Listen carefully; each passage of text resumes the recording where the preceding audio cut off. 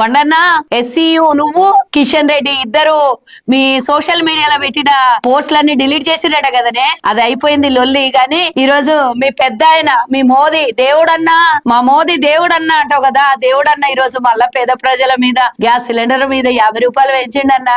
దానికోసం ధర్నా చెయ్యే, బాగుంటది. ప్రజల కోసం కొట్లాడినట్టుంటది. తెలంగాణలో 4 కోట్ల మంది ఉన్నారే, జర్ర దానికోసం చేస్తే బాగుంటది.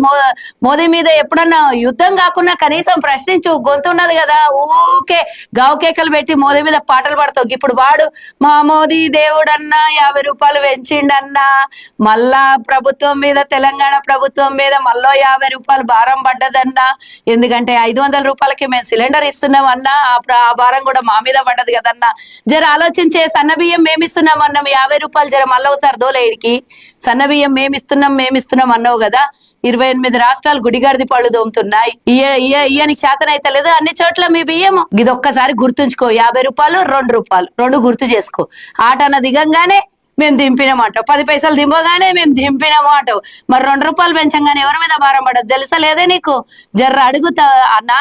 కేంద్ర సహాయ శాఖ మంత్రివి మీ అన్న, ఇంకొక ఆయన ఉన్నాడు కిషన్ రెడ్డి, ఇద్దరు కూర్చొని ధర్నా చౌక్ దగ్గర మేము ఫ్రీ ఇచ్చేసినాం. ఇందిరా పార్క్ దగ్గర నడు, రేపు ధర్నా చేద్దాం నడు, తెలంగాణ ప్రజల పక్షాన.